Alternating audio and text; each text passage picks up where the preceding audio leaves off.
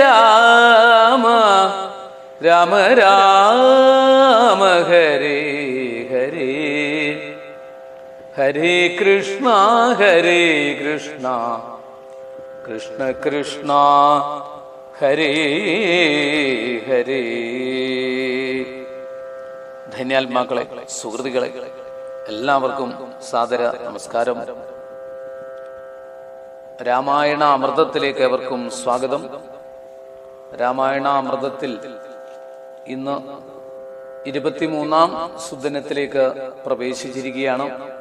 കിഷ്കിന്ധ കാണ്ഡത്തിൽ സീതാന്വേഷണ കാര്യത്തിന് വേണ്ടി പുറപ്പെട്ടിരിക്കുകയാണ് വാനരാദികള്. ഇതിനിടയില് തെക്കേദിക്കിലേക്ക് പോയിട്ടുള്ള ഹനുമാൻ തുടങ്ങിയിട്ടുള്ളവര്. ഹനുമാൻ ശ്രീരാമന്റെ പരമഭക്തനായിട്ട് നമുക്കിവിടെ അറിയപ്പെടുന്നുണ്ട്. എങ്കിലും രാമൻ തന്നെ തന്റെ അങ്കുലീയകം അടയാളവാക്യമൊക്കെ കൊടുത്തത് ഹനുമാൻ സ്വാമിക്കായതുകൊണ്ട് എന്തോ ഒരു പ്രത്യേകതയുണ്ടെന്ന് നമുക്ക് ഇനിയുള്ള കഥാഭാഗങ്ങളിലൂടെ മനസ്സിലാകും.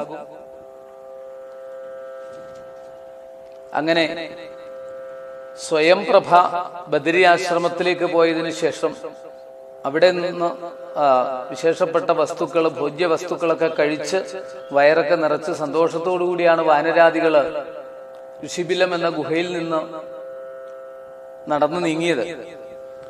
അങ്ങനെ അവര്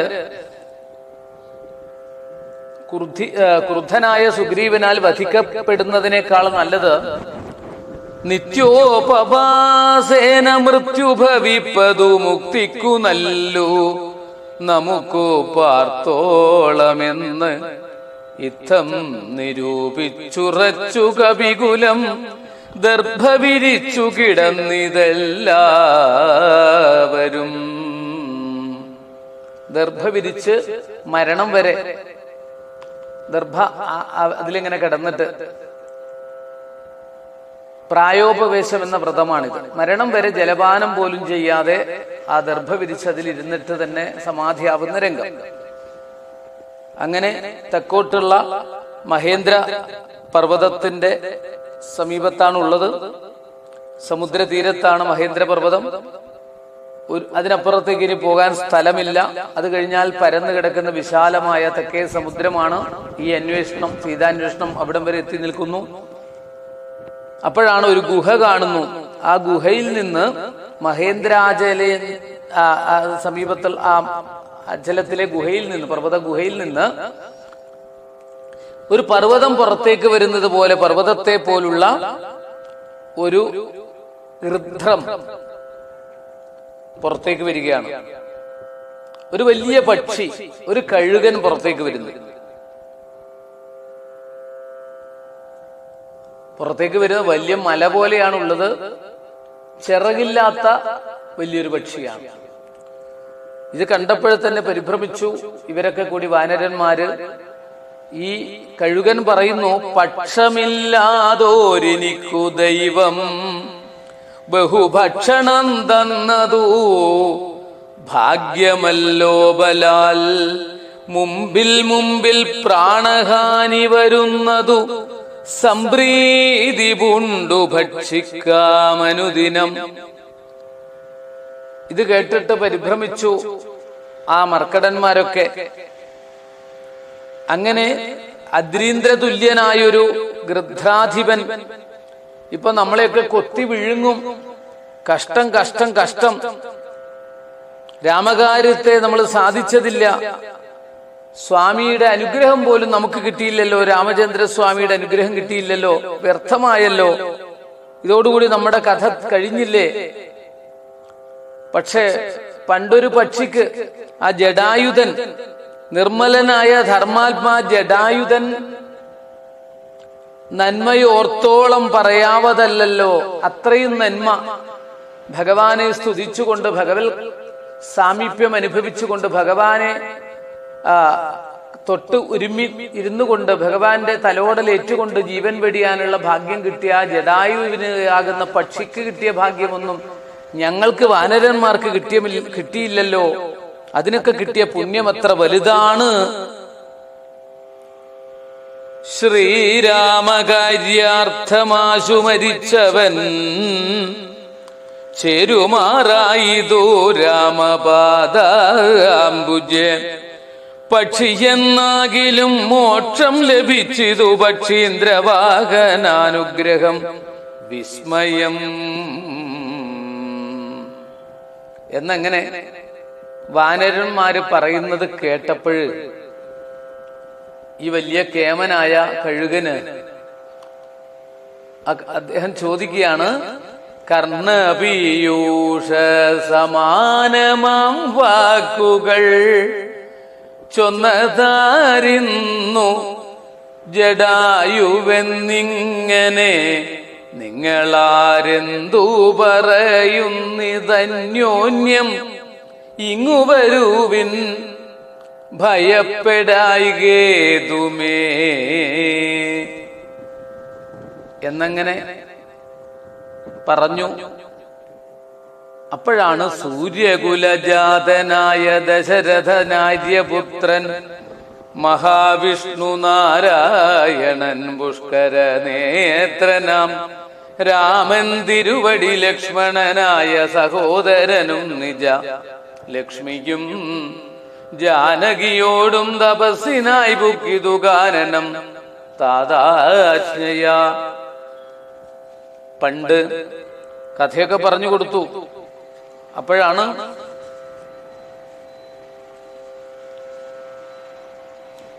അപ്പോഴങ്ങനെ വന്നപ്പോഴ്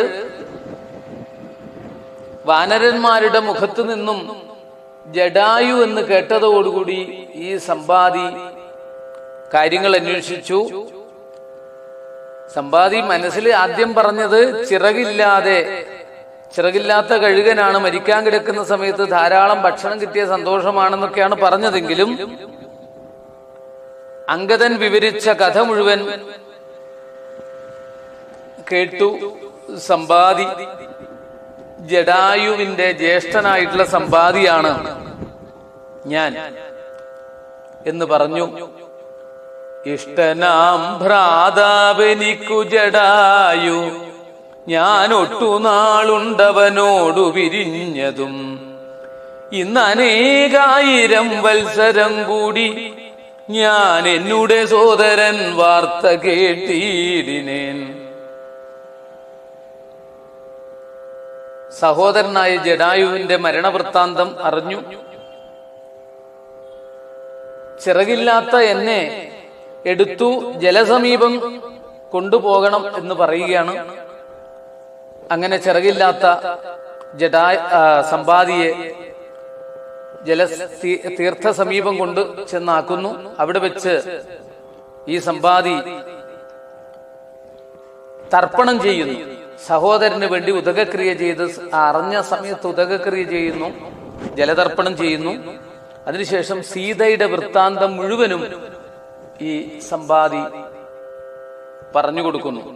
തുങ്കമായിടും ത്രികൂടാജലോപരി ലങ്കാപുരിയുണ്ടു മധ്യേ സമുദ്രമായി തത്ര മഹാശോകാനനെ ജാനകി നക്തഞ്ജരി ജനമധ്യേ വസിക്കുന്നു. സമ്പാദി തന്റെ വൃത്താന്തം മുഴുവനും പറഞ്ഞു. നിശാകരൻ എന്ന താപസന്റെ ഉപദേശം, ആ നിശാകരൻ എന്ന താപസന്റെ ഉപദേശം, ആ താപസന്റെ അനുഗ്രഹം കിട്ടിയ കഥ ഒക്കെയാണ് പറയുന്നത്. ദേഹം നിമിത്തമാണ് ഈ ദുഃഖമെന്ന് അറിയുക, ദേഹമോർക്കിൽ കർമ്മസംഭവം എന്നൊക്കെ പറയുന്ന രംഗം ഇവിടെ ഗർഭസ്ഥ ശിശുവിന്റെ ഉൽപ്പത്തി മുതൽ മരണം വരെയുള്ള ഒരു ജീവന്റെ ഗതിയെക്കുറിച്ച് ഭ്രൂണ സ്തുതി, ഭ്രൂണ ഭാഗവതം ഒക്കെ ഇവിടെ വിവരിക്കുന്നു. അപ്പോഴിത് ഭ്രൂണ രാമായണമായി. സമ്പാദി കണ്ണുനീർ ഒലിപ്പിച്ച് ഉപദേശങ്ങൾ കൊടുക്കുന്നു. വാനരന്മാർക്ക് ഉപദേശങ്ങൾ കൊടുക്കുകയാണ്. ഒടുവിൽ ആ മുനി പ്രാർത്ഥിച്ച പ്രാർത്ഥന കൂടി ഇവിടെ നമുക്ക് കേൾക്കാൻ ഇടവരും. നമുക്കും പ്രാർത്ഥിക്കാൻ.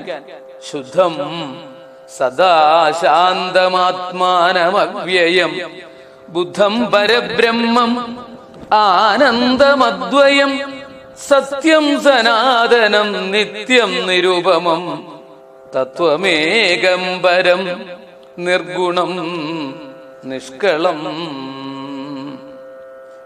അങ്ങനെ ആ ജടായുവിന്റെ നിശാകര താപസ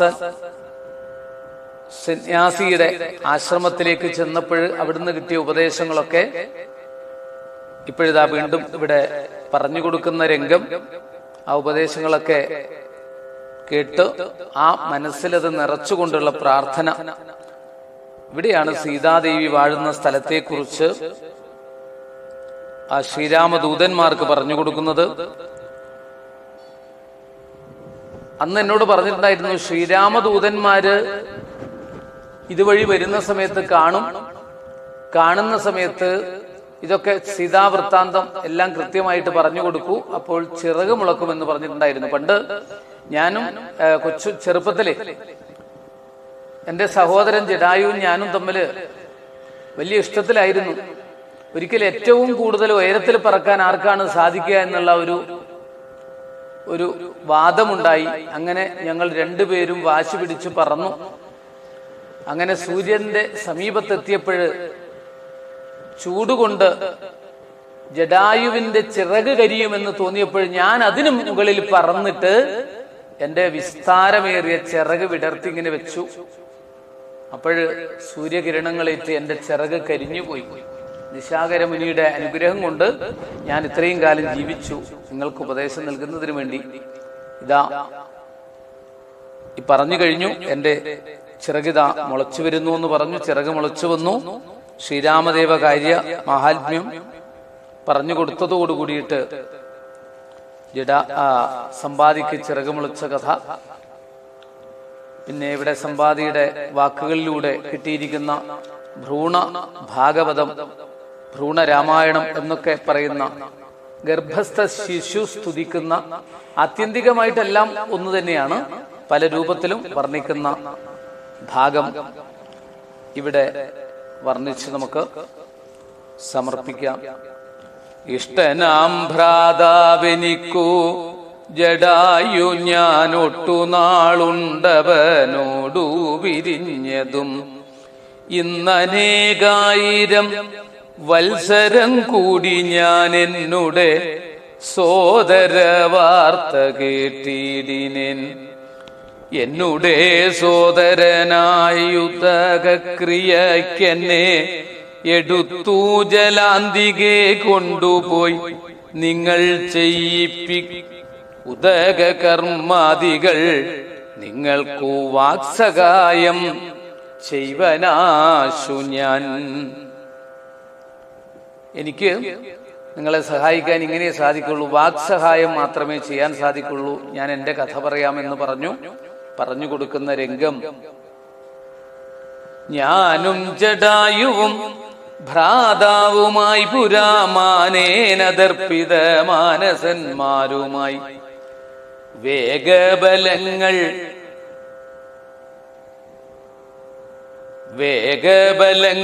പരീക്ഷിപ്പതിന് അതിവേഗം പറന്നിതു മേൽപോട്ടു ഞങ്ങളും. പക്ഷികൾക്കാശ്രയം പക്ഷമല്ലോ നിജം വിന്ധ്യാചലേന്ദ്ര ശിരസി വീണീടിനേനാന്ധനായി 3 ദിനം കിടന്നിടിനേൻ. പ്രാണശേഷത്താൽ ഉണർന്നൊരു നേരത്തു കാണായിതു ചിറകും കരിഞ്ഞിങ്ങനെ ദിഗ്ഭ്രമം പൂണ്ടു ദേശങ്ങൾ അറിയാഞ്ഞു വിഭ്രാന്ത മാനസനായുഴന്നങ്ങനെ ചെന്നേൻ നിശാകര താപസൻ തന്നെ പുണ്യാശ്രമത്തിനു പൂർണ്ണ ഭാഗ്യോദയാൽ. നിശാകര മുനി കൊടുത്ത ഉപദേശങ്ങൾ സത്യമായുള്ളതു ചൊല്ലുന്നതുണ്ടു ഞാൻ. കൃത്യം നിനക്കൊത്തവണ്ണം ഗുരുഷ്വ നീ. ദേഹം നിമിത്തമീ ദുഃഖമറികനി ദേഹമോർക്കിൽ കർമ്മ സംഭവം നിർണയം ദേഹത്തിലുള്ളോരഹം ബുദ്ധി കൈക്കൊണ്ടു മോഹാദഹങ്കൃതി കർമ്മങ്ങൾ ചെയ്യുന്നു മിഥ്യയായുള്ളോരവിദ്യാസമുദ്ഭവ വസ്തുവായുള്ളോന്നഹങ്കാരം ഓർക്ക നീ വിച്ഛായയോടു സംയുക്തമായി വർത്തതേ തപ്തമായുള്ളോരയപ്പിണ്ടവൽ സദാ തേന ദേഹത്തിനു താതാത്മ്യയോഗേന താനൊരു ചേതനവാനായി ഭവിക്കുന്നു ദേഹോഹമെന്നുള്ള ബുദ്ധിയുണ്ടായി വരും ആഹന്ത നൂനമാത്മാവിനു മായയാ ദേഹോഹമദ്യൈവ കർമ്മകർത്താഹമിത്യാഹന്ത സങ്കൽപ്യ സർവദാ ജീവനും എത്രയും പുണ്യങ്ങൾ ചെയ്തേൻ വളരെ ഞാൻ വിത്താനുരൂപേണ യജ്ഞദാനാദികൾ പുണ്യമൊടുങ്ങിയാൽ ഇന്ദുതൻ മണ്ഡലേ ചെന്നു പതിച്ചു നീഹാര സമേതനായി ഭൂമൗപതിച്ചു ശാല്യാദികളായി ഭവിച്ചാമോദമുൾക്കൊണ്ടു വാഴും ചിരതരം പിന്നെ പുരുഷൻ ഭുജിക്കുന്ന ഭോജ്യങ്ങൾ തന്നെ ചതുർവിധമായി ഭവിക്കുമ്പലാൽ എന്നതിലൊന്നു രേതസ്സായി ചമഞ്ഞതു ചെന്നു സീമന്തിനിയോനിയിലായി വരും ഏകദിനേ കലർന്നു കലലമാ ഏകീഭവിച്ചാലതും പിന്നെ മെല്ലവേ പഞ്ചരാത്രം കൊണ്ടു ബുദ്ബുദാകാരമാം പഞ്ചദിനം കൊണ്ടു പിന്നെ യഥാക്രമം മാംസപേശിത്വം ഭവിക്കും അതിന്നതു മാംസാർദ്ധകാലേന പിന്നെയും മെല്ലവേ പേശിരുധിര പരിപ്ലുതമായി വരുമാശു തസ്യാമങ്കുരോൽപത്തിയും വരും പിന്നെയൊരു പഞ്ചവിംശതി രാത്രിയാൽ പിന്നെയൊരു 3 മാസേന സന്ധികൾ അംഗങ്ങൾ തോറും ക്രമേണ ഭവിച്ചിടും അങ്കുലീജാലവും 4 മാസത്തിനാൽ ദന്തങ്ങളും നഖ പങ്ക്തിയും മുഖ്യവും സന്ധിക്കും നാസിക കർണനേത്രങ്ങളും പഞ്ചമാംസം കൊണ്ടു ഷഷ്ടമാസേപുന പഞ്ചമാസം കൊണ്ടു ഷഷ്ടമാസേപുന കിഞ്ചന പോലും പിഴയാതെ ദേഹിനാം കർണയോ ഛിദ്രം ഭവിക്കുമതിസ്ഫുടം പിന്നെ മുമ്മേഢ്രോപസ്ഥനാഭിവായുക്കളും സപ്തമേ മാസി ഭവിക്കും പുനരുടൻ ഗുപ്തമായോരു ശിരക്കേശരോമങ്ങൾ അഷ്ടമേ മാസി ഭവിക്കും പുനരഭി പുഷ്ടമായിടും ജഠരസ്ഥലാന്തരേ 9-ാം മാംസേ വളരും ദിനം പ്രതി കമ്പം കരചരണാദികൾക്കും വരും പഞ്ചമേ മാസി ചൈതന്യവാനായി വരും അഞ്ജസാ ജീവൻ ക്രമേണ ദിനേ ദിനേ നാഭിസൂത്രാൽപരന്ധ്രേണ മാതാവിനാൽ സാപേക്ഷമായ ഭുക്താന്നരസത്തിനാൽ വർദ്ധതേ ഗർഭഗമായ പിണ്ഡം മുഹുർമൃത്യു വരാനിജ കർമ്മബലത്തിനാൽ പൂർവജന്മങ്ങളും കാമങ്ങളും നിജം സർവകാലം നിരൂപിച്ചു ദുഃഖിച്ചു ജാഠരവന്നി പ്രതപ്തനായി തൽക്കാരണങ്ങൾ പറഞ്ഞു തുടങ്ങിനാൻ 100,000 യോനികളിൽ ജനിച്ച് എത്ര കർമ്മങ്ങൾ അനുഭവിച്ചേനഹം പുത്രധാരാർത്ഥ ബന്ധുക്കൾക്കു സംബന്ധവും എത്ര 100,000 കോടി കഴിഞ്ഞിതു നിത്യ കുടുംബ ഭരണൈകസക്തനായി വിത്തമന്യായമാർജിച്ചിതന്വകം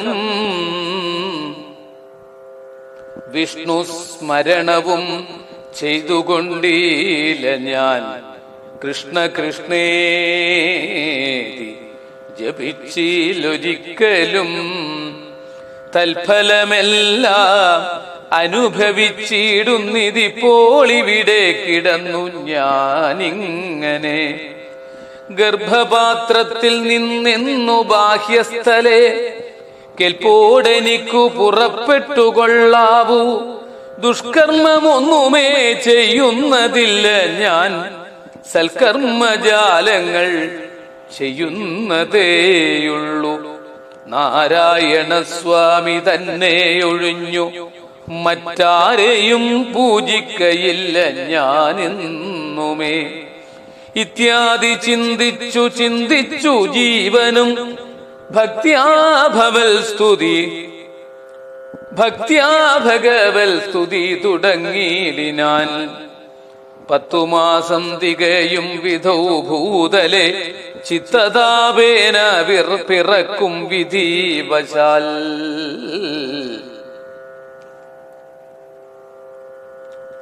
സുതിവാദത്തിൻ ബലത്തിനാൽ ജീവനും ജാതനം യോനിരന്ധ്രേണ പീഡാന്വിതം പാല്യമാനോപി മാതാപിതാക്കന്മാരാൽ ബാല്യാദി ദുഃഖങ്ങൾ എന്തു ചൊല്ലാവതും. യൗവന ദുഃഖവും വാർദ്ധക്യ ദുഃഖവും സർവവും ഓർത്തോളമേതും പൊറാ സഖേ. ഗർഭവാസാദി ദുഃഖങ്ങളും ജന്തുവർഗോത്ഭവനാശവും ദേഹമൂലം സഖേ. സ്ഥൂല സൂക്ഷ്മാത്മക ദേഹദ്വയാൽപരം മേലേയിരിപ്പിതാത്മാപരൻ കേവലൻ ദേഹാദികളിൽ മമത്വം ഉപേക്ഷിച്ചു മോഹമകന്നാത്മജ്ഞാനിയായി വാഴ്ക നീ. ശുദ്ധം സദാ ശാന്തമാത്മാനമവ്യയം ബുദ്ധം പരബ്രഹ്മം ആനന്ദമദ്വയം സത്യം സനാതനം നിത്യം നിരുപമം സത്വമേകം പരം നിർഗുണം നിഷ്കളം സച്ചിന്മയം സകലാത്മകമീശ്വരമച്യുതം സർവജഗന്മയം ശാശ്വതം മായാവിനിർമുക്തമെന്നറിയുന്നേരം മായാവിമോഹമകലുമെല്ലാവനും. ശ്രീരാമ ദേവകഥാമൃതമാഹാത്മ്യം ആരാലുമോർത്താലറിയാവതല്ലേതും. രാമനാമാമൃതത്തിനു സമാനമായി മാമകേ മാനസേ മറ്റു തോന്നീലഹോ. നല്ലതുമേന്മേൽ വരേണമേ നിങ്ങൾക്കു കല്യാണഗാത്രിയെ കണ്ടുകിട്ടേണമേ. നന്നായതി പ്രയത്നം ചെയ്യിൽ അർണവമിന്നു തന്നെ കടക്കായി വരും നിർണയം. ശ്രീരാമസ്മൃതി കൊണ്ടു സംസാരവാരാനിധിയെ കടക്കുന്നിതേവരും. രാമഭാര്യാലോകനർത്ഥമായി പോകുന്ന രാമഭക്തന്മാരാം നിങ്ങൾക്കൊരിക്കലും സാഗരത്തെ കടന്നിടുവാൻ ഏതുമൊരാകുലം ഉണ്ടാകയില്ലൊരു ജാതിയും എന്നു പറഞ്ഞു പറന്നു മറഞ്ഞിതത്യുന്നതനായ സമ്പാദി വിഹായസ.